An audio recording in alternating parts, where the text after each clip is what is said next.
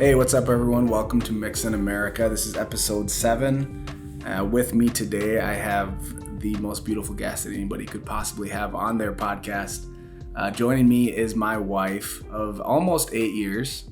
She is white. If you don't know my wife, she's white. But we've had some pretty interesting conversations. I think so. The last, especially the last couple months, maybe. Has it been that long? After the death of George Floyd, a lot more conversations with everybody about race, but the two of us especially have had some I don't know if good conversations is the right word, because they've been some difficult conversations, but some conversations. Necessary conversation. That's a good way to put it. So I thought that I would have her on the podcast with me to give a little bit different perspective. Obviously, being a white girl that grew up in the suburbs, I'll call them suburbs, even though she was way out there in Willmar, Minnesota, if you guys know where that is. It's kind of west past the cornfields. If you go west of the cities, you hit some cornfields, and then you keep going. There's some more cornfields. Then there's Willmar. Then there's even more cornfields in South Dakota. So she was actually born in South Dakota. I don't know if I can tell people that or you not. You can, but it's not necessary. She's not really proud of that fact. Very boldly. But she moved away when she was very young, so she is a Minnesotan. She's not a South Dakotan, even though her passport does say South Dakota, because legally that is where she was born. So you can yell at your parents about that one. Okay, so let's stick on topic here. Let's talk about... I'm going to do my best to keep you on track. Yeah, that's actually why she's here, is to keep me on track. I should probably have her on more often to keep me on track. But first of all, let's just... Okay, well, first of all, you didn't give me a name. You didn't tell them what my name was. Can I have a name? Do people need to know your name? You literally said white girl. Do you want people to know your name? Can I have a name other than white once girl? Once your name is out on this podcast, then you have to deal with all the fame that goes with it. And so I was trying to keep some anonymity. What's the word for that? It's like anonymous, but anonymity. I was trying to protect your identity a little bit.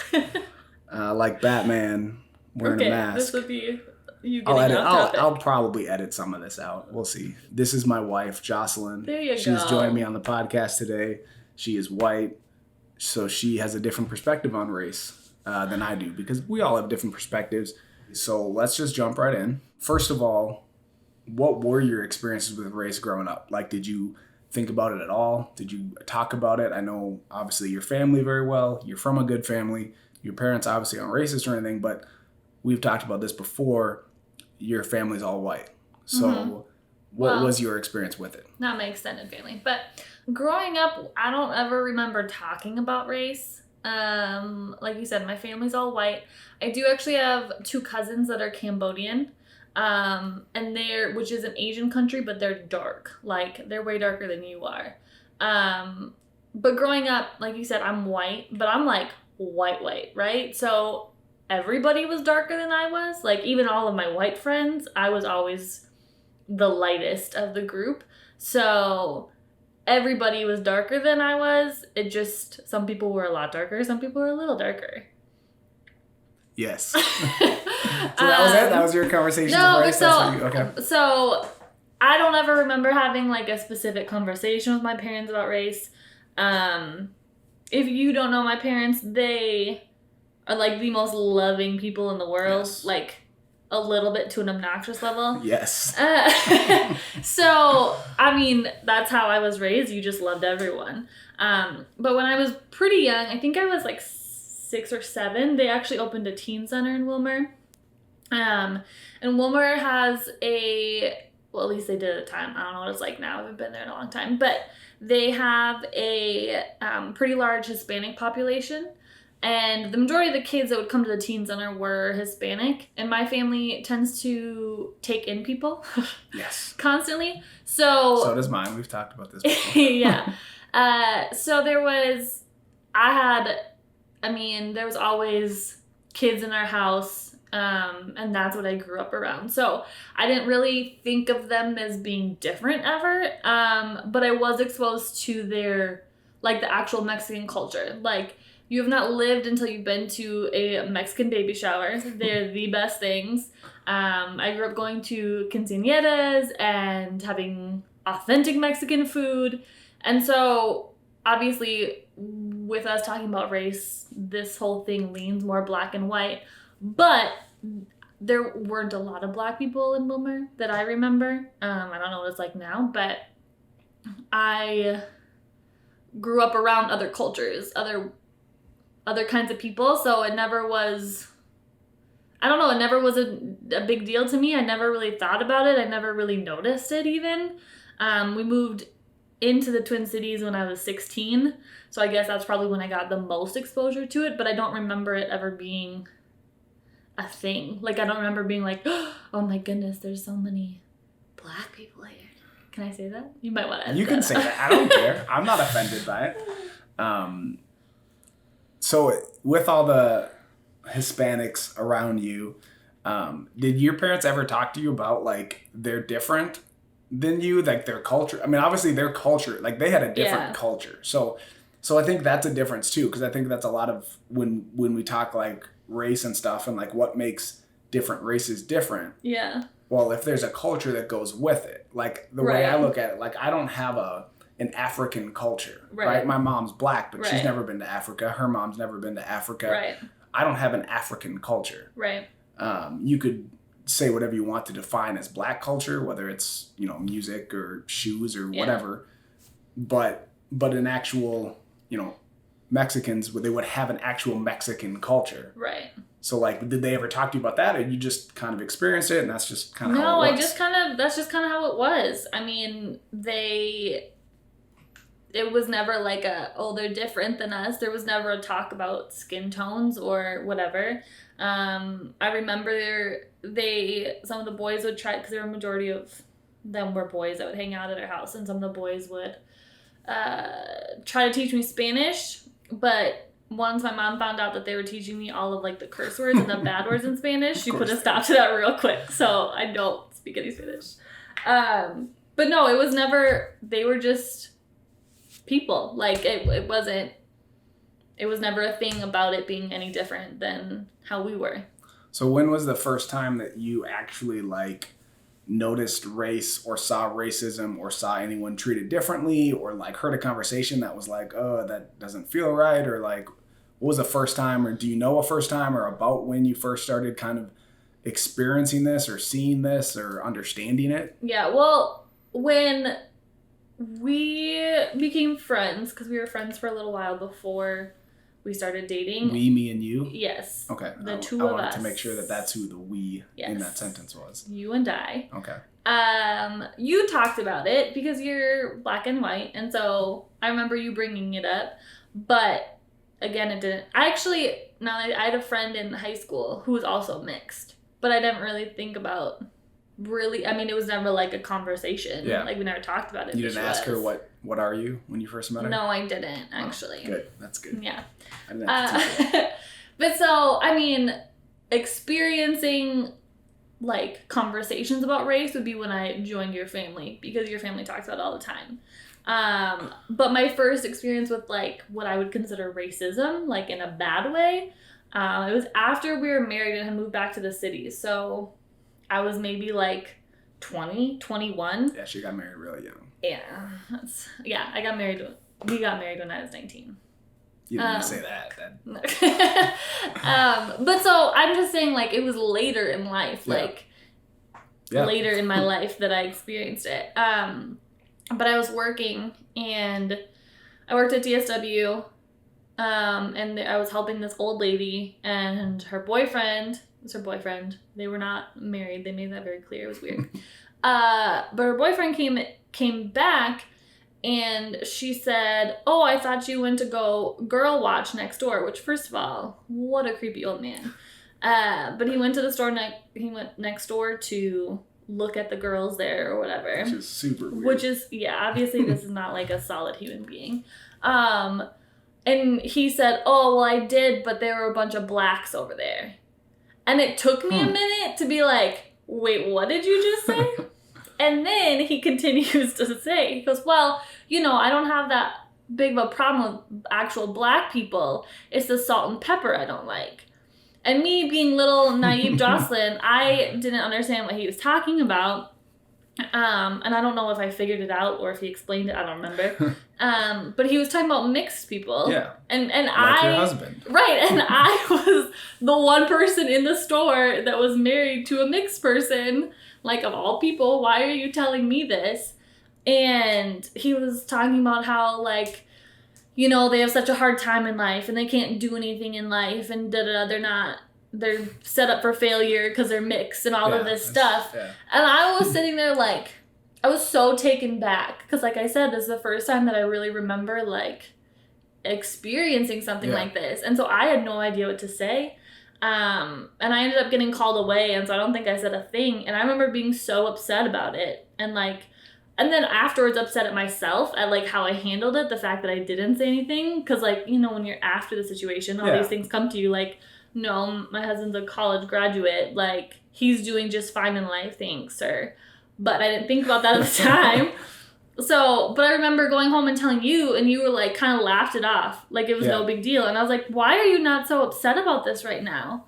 But that's because you were used to it. I mean, and one, it's a racist old white guy. I know. Like, and maybe we shouldn't be okay with that. But like you said, like, I've experienced that in my life or heard stuff or whatever. And I guess as long as they're not being like, maybe it's not okay. Maybe I shouldn't accept it as much. But in my mind, I'm like, you weren't surprised. I'm not surprised. But if they're not, like, violent, if they're not, like, doing something, like, actively racist, like, if that's what you think in your head over there, we'll let you die off, and the next we'll teach the next generation to be better, and we'll let the old racist white guys die off. And maybe that's not the best approach for things, but that's.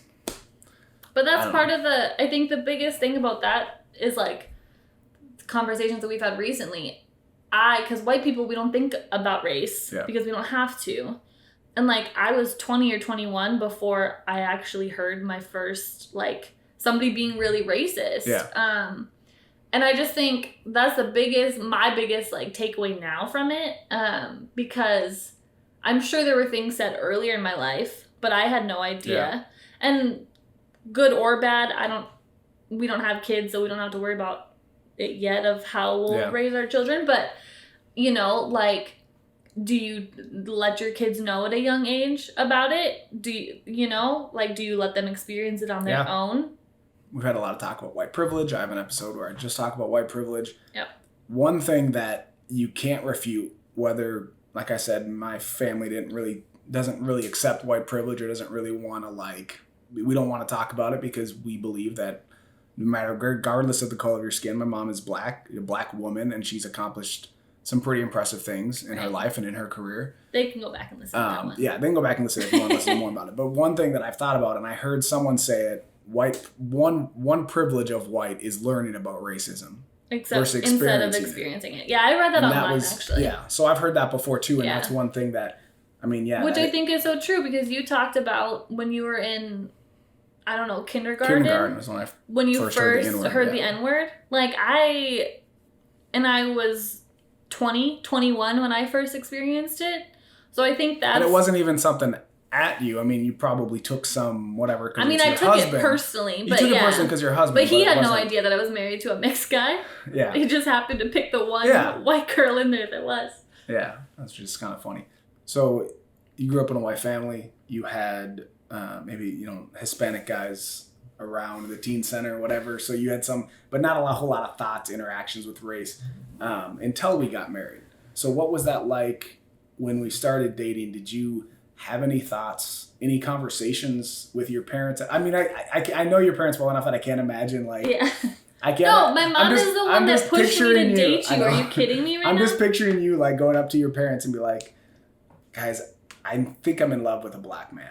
And then, like, laughing, like, yeah, so, like, who cares? No, we never had that But did you ever have any conversations? Like, I mean, I know our kids are probably going to be pretty white because of your genes, but, like, oh, my kids are going to have... No, I didn't really think about it. I mean, maybe I should have. I don't know. But I didn't even cross my mind. Like I said before, like, I mean, I knew very well that you were mixed, that your mom is black, your dad's white, because you talk about it. You make jokes about it all the time, whatever. But I never thought of that like, oh, I'm gonna be in an interracial relationship, or like, oh, my kids might be slightly darker. Hopefully, that's what we're praying for. Or I never even thought of it. And like I just said, my mom is actually the one that pushed me to date you, which is a side story that we don't need to go into. But I don't think it crossed anybody's minds. I actually feel like they probably weren't surprised that I married somebody with a little bit of color. Maybe I'm just going to expose myself here. Hopefully. I don't know how many listeners you have, but maybe I shouldn't say this. But growing up around all of the people that I did and with all of the Hispanic boys and whatever, I don't think it was surprising to anybody that I ended up with somebody of color at all. And my Aunt Tammy would be so proud of me because she tried to bring some color into this family for so long. I don't know. And my extended family is very like extremely Christian conservative. You don't say a word. Like, if something's wrong, you don't talk about it, right? So even if anybody would have had an issue or a question about it, they wouldn't have told me, they wouldn't have said anything. So I would assume they didn't, but if they did, we would never know. So yeah, I mean, I haven't had any, I guess, negative interactions with anyone in your family, extended family, in any way, shape, or form. They're all good people, welcome me in with, again, I'm not even that Black, so maybe does all your family know? They were at the wedding, right? They saw my mom is black, my grandma, my cousins, my aunts, and here's a good question. What was your first Black holiday like? What was that like coming to? I don't remember. Probably Christmas was probably the first one. It was Christmas Eve, and we were engaged. We had, maybe again, this is gonna expose us and how quickly we got engaged, but we were talking at the point of when you came home for Easter. And you wanted me to come over that day, Easter. And I wasn't feeling well, so I didn't come over. So that would have been it. So Christmas Eve was the first time when I met all of them. All of them. Do you like Black holidays, Black Thanksgiving? No, I think it's super fun because it's fun to me because I have a relatively small family. Like, even my extended family is so small. So there was just so many of you. Like, you have so many cousins and aunts, and there's just people everywhere and kids everywhere. And I just thought it was so fun to have all of those people. Because, like I said, my family's small, but I grew up always having extra people in my house. So it kind of reminded me of that. Like, when everybody got together and there was all these extra people, I had those times growing up. It just wasn't with my actual family. I mean, most of them we consider family now. But, so I thought it was fun. Like, it was overwhelming.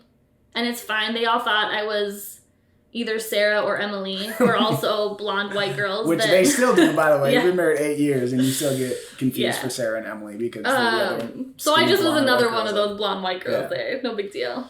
Yeah. Which I'm pretty sure I had cousins or aunts, someone say the same kind of thing. I go, because Nathan was already married to Sarah. What happened is that your mom, I think it was at Easter, or whatever family holiday that they would have been together that I wasn't at, your mom told them all, oh, she looks just like Sarah and Emily, is what happened. And then I came, and they're like, oh, yeah, she does. I'm just saying, like, people say all the time, oh, all Black people look alike. All white people look alike, too. I know. Like, if you're not blonde, you're all the same. If you're not familiar with someone, you generalize based on the little information you have. So if their skin is about the same color and their hair is about the same color and length, then you're gonna think they all look alike. I know, it's funny and it's a joke, and I'm my aunts taking it personally. Confused. I know. I'm just saying. Funny. It happens. I actually get everybody I meet say, "Oh, you look like." Everybody thinks I look like somebody because you can pass for like ethnically 15 ambiguous. Different races. So like everybody, like, oh, I got a white friend that looks like you. I got a Black friend that looks like you. We get the point. I got the wrap up sign from my wife telling me to keep moving. I guess this is getting a little bit long. Over-explain things. It's not over-explaining. Okay, I'm next detail-oriented. Okay, next question. Next question. You said that you have thought more about race, obviously talked a whole lot more about race in the time that we've been together than all of the time. I mean, all of the time before we got married. Yeah. Which wasn't that much. Which wasn't that much. That's what I'm saying. It wasn't that much, but I'm saying you've thought a lot more about it, had a lot more conversations, not just with me, but with my family, with, you know, one of your best friends is Black. What have these conversations been like, or what's it been like for you? Like I said, when we were friends before we started dating, you made jokes about it all the time. So I already knew how you were about race. Like, and I was used to you making like racist jokes about Black people and about white people because you're both. Don't say racist jokes. That sounds bad. I was used race to you. Jokes. The jokes about race. Yes. Like, sorry. Racist jokes makes it sound like I'm racist. I'm not racist. I was used to you making jokes about race. Yes. There we go. So I don't think it was that surprising when I came into your family and then all of your family did. I think it's funny to me now. I don't know if I was prepared at how, maybe I shouldn't say this, but how many jokes your dad makes because this white guy. But he's entitled. He's been married to a Black woman for 40 years, so maybe that makes him entitled to it. And he does it within the confines of your home, so maybe you can take that out if you want. You got listeners, anybody, you can take whatever you want out of this. Please don't take that my dad is racist or that I'm racist or that we say racist stuff. There's a difference between, I think, knowing what you can say and knowing when you can say it. And to who you can say it. I think that's part of it. But I do think that one thing that our family does is, and the way that I grew up, because this is what my parents do, is like kind of taking the teeth out of racism, if that makes sense. No, but that's a weird expression. Well, you kind of make light of the situation, right? And you kind of like you would say something that somebody might say, but obviously you say it kind of jokingly, like that's a stupid thing to say. Like, why would you assume that because they're Black they can jump higher, or because they're white they can shoot threes? Right. Which, by the way, I mean, I can't jump high or shoot threes, so I don't know what happened with my gene pool. Right. But no, so I think because I was already used to you, it wasn't that big of a deal. I also was, when I first came into, so your family is, if you want to get a word in, you all have to talk louder and over each other. And I'm not that, well, I can be loud, let's be honest, but I'm not that loud or like a super talkative person in general. If he tries to tell you that he's the quiet one in our family, that is a lie. Depends on the situation. And no, you were the talker in this family. But so I think I was already I was already quiet, and like your brother Nathan joked about how I never.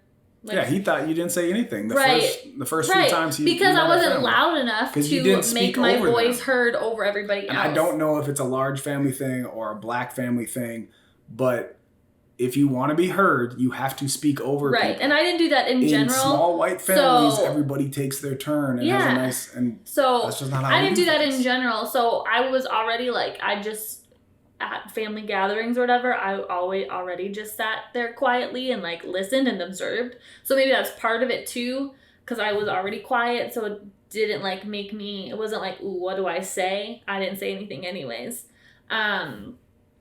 But I don't think it was really like to answer that question, I don't think it really made me uncomfortable.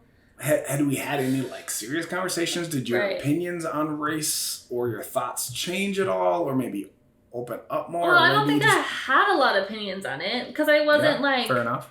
I hadn't had a lot of experience with it, or like in one way or the other, good or bad.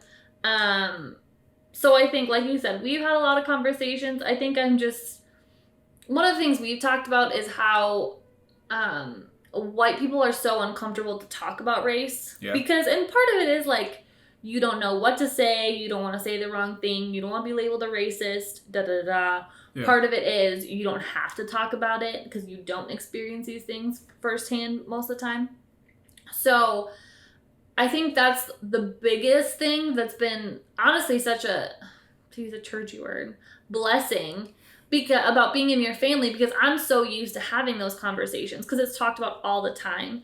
And it wasn't like okay, I need to do this, I need to be uncomfortable. It was just life. It's just how it happened. It's just what we talked about. And, different life situations. It came that So I think I'm thankful for that because I'm a lot more comfortable talking about race now than I think a lot of white people are, to be honest. Yeah, because there's a lot of white people from the suburbs that have never had any conversations about race before until now. Right. And I've talked to my mom. We've talked about it more recently. And obviously, like we said, you coming to our family wasn't an issue or a big deal. Or even like, think twice about it. But we've talked about that recently of how like she doesn't need to talk about it. Or like she didn't need to think about it before because it didn't affect her. So it wasn't like I'm going to specifically ignore this. It doesn't cross your mind, Yeah, for sure. But obviously it is a topic right now that conversations that are being had and more serious conversations, difficult conversations, which I think is great. I think it's important to have those conversations like we've talked about. What is something that now things have been different? I've noticed since the death of George Floyd, you have taken a much more active role in race relations, whatever you want to call it, research, conversations. What are some things that you have done, and why is it so important for you to really have these conversations and do this research and look into this stuff? What have you done, and I guess why are you doing this? So, well, partially, like I said, before I'm used to having these conversations. And like this isn't the first time that like we've had conversations like this. I think we've had them more often and they've been more serious lately. But with being in an interracial relationship and then our pastor in San Diego was super big on race relations before anything major started happening. I guess some police shootings or whatever, but he was super big on race relations. And so it was kind of brought to my attention more. And I am a little bit of a nerd, so I like to read a lot. And I've read a lot of fiction books and a lot of I like history fiction. A lot of them take place around the Civil War era and different things like that. So that made me interested already.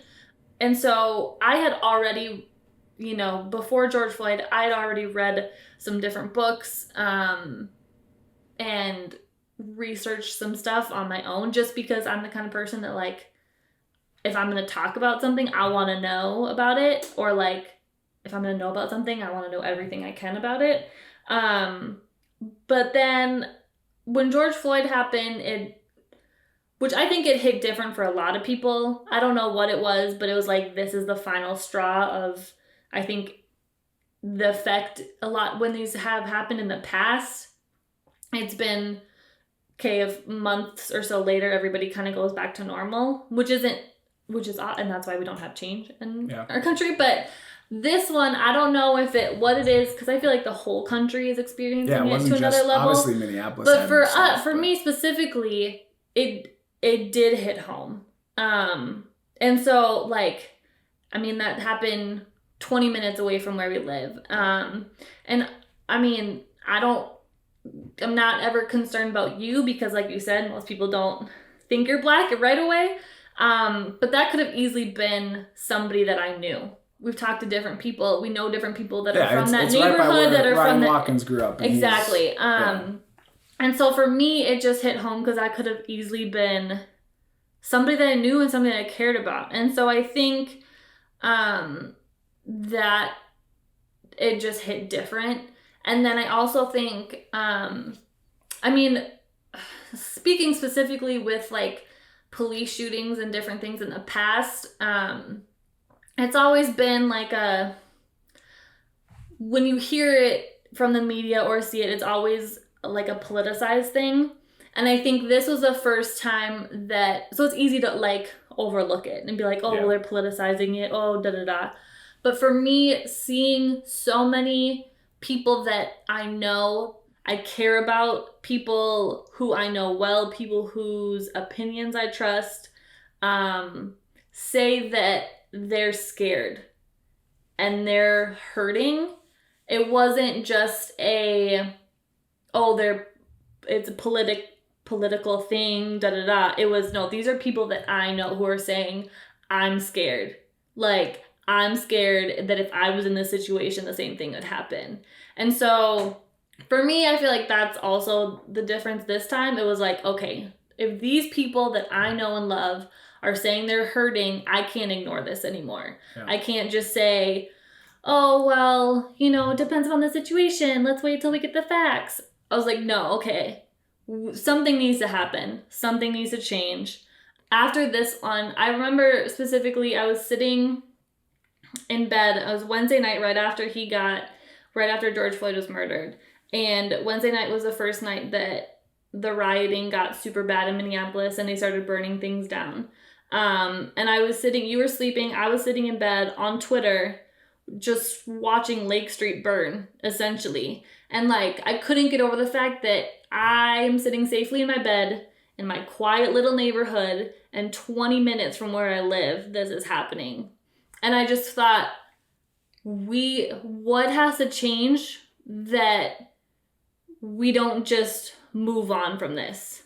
You know what I mean? Like I said, it's happened before, but nothing has changed. So because it'd be very easy for me, even 20 minutes away from where it's happening, to just go on with my everyday life and whatever, because me as a white person, I'm not affected. But I remember thinking, something has to change. We can't do this again and again and again. So not that you're going to solve America's racism right now on this podcast, although I'd get a lot more listeners if we did have the solution right here. And get everyone to listen to it. But what have you been doing? Like you said, what has your reaction been? Not just, I guess, feeling bad and maybe posting something sad about it, but what have you actually done?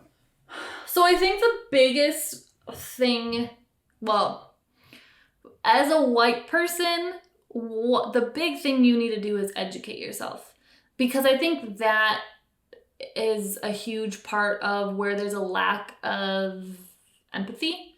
Because whether you want to get into systemic racism and Black history is not taught well in our country, or not taught hardly at all in our country. And I think that's part because it was awful what happened. And so we try to bury it and cover it up and, we don't really want to talk about that. But for me, learning more than just, it was slavery, but then we ended it.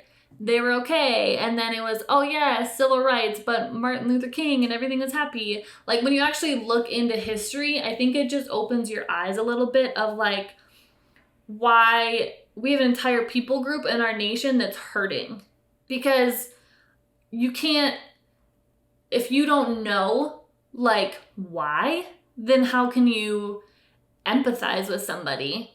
I think education is a huge deal. I think for me, it's been educating myself from different perspectives, because it'd be very easy for me to find a book or a podcast or whatever that reiterates the things that I already think and I already know. But I think what has been helpful for me is finding things that maybe have backgrounds in things that I don't agree in, or people that have political beliefs that I don't agree in 100%. But hearing them out anyways of what they think, and then you can make your own opinion. And it's not I'm reading these things and my opinions are automatically changed to theirs, but I'm able to make a better, more educated. That's a more educated opinion because I've listened to all perspectives of it. And it's not just, this is Republican side, this is Democrat side, this is the white side, this is the black side. It's all of it, and then let me decide how I feel about it, Yeah, and I think that's a big thing that not a lot of people, everybody, both whatever side you're talking about, people don't like to hear opinions from the other side, or don't want to hear from the other side, whatever it is, whether it's black versus white, Democrat versus Republican, but that's the conversations that I think we need to have. Is right. We need to, you can't say, I'm educating myself by reading and listening to other people who already have my point of view. Yep, that doesn't exactly. help. Yep. And I'm not saying that you need to, completely go the opposite, but But I do think there's definitely value, and like you said, in hearing from people that don't agree with you or that have a different perspective than you. Because I don't think it's dangerous to hear another perspective. No, because you can still make up your own mind about what you want to think. It's not like they're brainwashing you. Yeah. No, exactly. So I think I think for me, it's like throughout this whole thing, it's honestly been frustrating because like I feel like it should be so simple of like you should understand, you should empathize, but people don't even want to listen. Yeah. You know, and I think that's the most frustrating thing. And so like for me, like at first when it happened, I mean I post different things on social media or whatever, but getting away from that and having conversations with actual people in my life, and I think that's been the most encouraging thing. Because when you have conversations with people and you're face to face with them, and I mean, I know we're social distancing and whatever, but when you're having these conversations with people, you can have a good conversation from 6 feet apart. You can hear their heart and hear how they're feeling and their perspective, and that's what gives me hope. Because I think when you get so caught up in, even though I just said educate yourself, when you get so caught up in all of the flaws in our systems in America and this whole us versus them mentality and all of these things that the media is constantly showing you of all of these bad things that are happening, it's so discouraging. And you think, how can we ever fix this? And how can this ever change? You know, it just seems so much bigger than you, and like, I'm one person, how can I do this? But when you get face to face with people and have conversations and are able to like enlighten them based off of your perspective and, you know, listen to their perspective, that's what's actually going to make a change. Because I mean, as much as I do it anyways, posting on something on social media probably isn't going to change somebody's mind, but having a conversation with somebody might. Yeah, I couldn't agree more. Obviously, she's a very smart woman, not just good looking. I know you guys can't tell, but trust me, she is beautiful. If you know her, you know. Okay, let's move on. Okay, if there's anything else you want to say. Probably. There's a lot more we could say. I know. We've had conversations, and maybe we'll do a part 2. Can I give one piece of advice? Yes, give one last piece of advice, and then we're going to say goodbye. Whether it is on social media, but especially in person, listen to people, to actually listen to them. Don't listen with your rebuttals already forming in your head. Don't listen with your arguments being made in your head. Just listen to actually hear what they're saying. Yes. Because I think so often when we're having conversations, we're listening with the intent to argue our point. Yeah. And that defeats the whole purpose. So that's my... Oof, that was good. Wisdom. That was good. No, that was really good. Appreciate that. Thank you, Jocelyn, for joining me today, for being on here, taking the time. And thank you for those of you that are listening. Really appreciate you taking the time and hearing what we have to say. Listening to a white girl talk? Yeah, listen to a white girl. About race? Her opinions and thoughts and feelings. But we all got perspectives. We all have different things, so I think it's important. Next week, I'm going to talk about police brutality. I'm actually going to kind of go head on. Oh. I've waited on this because reactionary was like, oh, I should do that right away. That's going to get people's attention or whatever. But I really wanted to have some conversations. I met with actually the chief of police here in Osseo. We had he actually agreed to meet with me. We sat down and had an hour-long conversation. Just talking about all of this, not just George Floyd, but don't give it all away. Can't give it away. Okay, that's the teaser for next week, you guys. But I wanted to actually form my opinion, and I want to actually understand and learn a little bit before I talked about that. But that's the next one I'm going to talk about. So join me next Monday for episode. It will be 8 of Mixed in America.